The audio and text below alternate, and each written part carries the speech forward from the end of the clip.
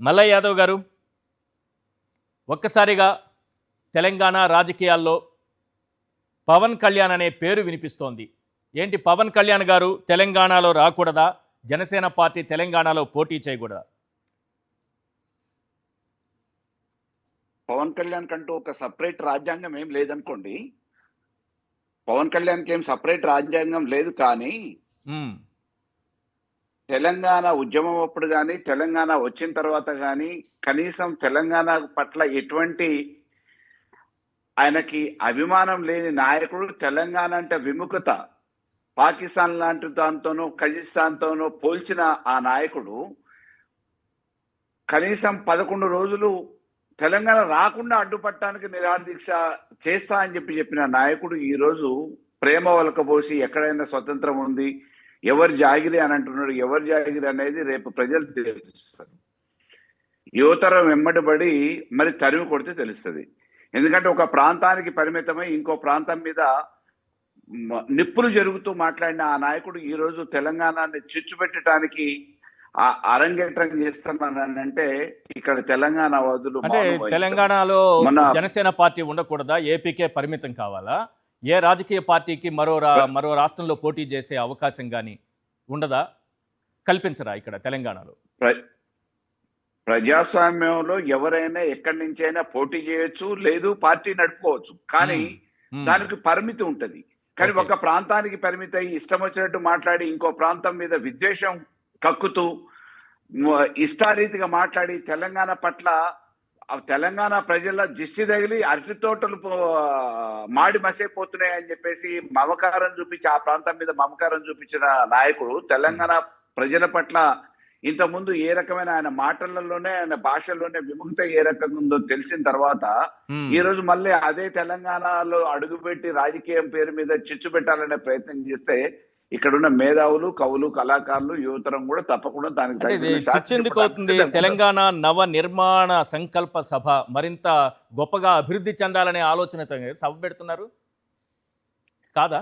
అభివృద్ధి చెందాలనుకుంటే ఎన్ని రోజులు ఎట్టిపోయింది? ఆయనకి ప్రాతినిధ్యం వహించి ఆంధ్రాలో ఎందుకు చేసుకోవట్లేదు? విభజన చట్టం ప్రకారం ఆంధ్రాలో ఇప్పటి వరకు అమలు చేయాల్సిన ఆంధ్రాన్ని బాగు చేయడానికి కావాల్సిన నిధులు ఎందుకు తీసుకురాలేకపోతున్నాడు? అందులో భాగస్వామి పార్టీ అయి ఉండి కేంద్రంలో అధికారంలో ఉన్న బీజేపీతోని ఆంధ్ర వెనకబడ్డ ప్రాంతమై ఉన్న ఇప్పటి వరకు విభజన చట్టంలో ఉన్న నిబంధనల ప్రకారం అమలు చేయాల్సిన చట్టాలని ఎందుకు అమలు చేయించుకోలేకపోతున్నాడు? ఆంధ్ర గురించి కనీసం ఎన్నడూ ప్రస్తావన చేయని, అభివృద్ధి కోసం నోచుకొని ఆంధ్ర ప్రజల కోసం అవకాశం ఇచ్చిన ఆ ప్రజల కోసం మాట్లాడని పవన్ కళ్యాణ్ ఈరోజు తెలంగాణ పట్ల ఆయనకేమి అధికారం ఉంది?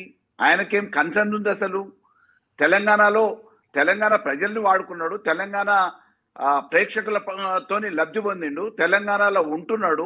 కానీ ఆ తెలంగాణలో ఉంటున్న ఆ ప్రాంతం మీద మమకారం లేకపోగా విషయం కక్కే ప్రయత్నం చేసిండు. అటువంటి పవన్ కళ్యాణ్ ఈ రోజు తెలంగాణలో ఏదో ఉద్ధరిస్తాడు అని చెప్పేసి అంటే ఆయనకి ఏం బాధ్యత ఉందని, ఏం హక్కు ఉందని, తెలంగాణలో కాలు పెట్టే హక్కు ఏముందని? బతకటానికి ఉన్నాడు, ఓకే బతికిండు, ప్రాబ్లం లేదు. ఇక్కడ ప్రేక్షకులు ఆయన సినిమాలకి ఆకర్షితులై ప్రేక్షకులు ఆదరించి ఉండొచ్చు, డబ్బు సంపాదించి ఉండొచ్చు. ఆంధ్ర ప్రజలు ఆయనకి మామూలుగా బ్రహ్మరథం పట్టిరా, ఏ రథం పట్టిరో పట్టిరు. కానీ ఆంధ్ర ప్రజల కోసం ఇంతకాలంగా ఆయన చేసింది ఏంది? బీజేపీ అధికారంలో భాగస్వామి పార్టీ అయ్యి విభజన చట్టంలో ఉన్న హామీల ప్రకారం కనీసం ఆమె అమలు చేయమని చెప్పేసి నిలదీసే స్థాయి లేని, శక్తి లేని పవన్ కళ్యాణ్ ఇలా తెలంగాణ అనేది ఉద్ధరిస్తామని చెప్పేసి అన్నానంటే, రాజకీయాల పేరు మీద చిచ్చు పెడతామని చెప్పేసి అన్నానంటే కేవలం నిన్నమన్నట్టు వరకు వాళ్ళు ఏదో అన్నారు, అన్నంత వరకే పరిమితమయ్యారు. రేపు ఆయన అడుగు పెడితే వాళ్ళు అన్నది నిజం చేసి చూపిస్తారు. ఇబ్బంది ఏముండదు. అంటే పోటీ చేస్తాది మా జనసేన పార్టీ, పోటీ చేస్తుంది, ఖచ్చితంగా పోటీ చేస్తుంది. రెచ్చగొట్టారు మీరు అని అంటున్నారు. ఇక తట్టబుట్ట సర్దుకోవాల్సిందేనా తెలంగాణలో ఉన్న రాజకీయ పార్టీలు?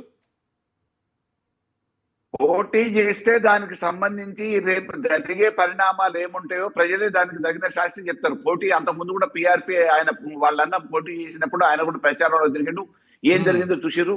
అంతకుముందు ఇట్లనే ప్రేలాపనలు చేస్తే పరిటాల రవి ఏం చేసిండో కూడా గత అనుభవాలు ఉన్నాయి. అటువంటిది తెలంగాణలో మళ్ళీ యువతరం నుంచి మళ్ళీ రిపీట్ అవుతుంది.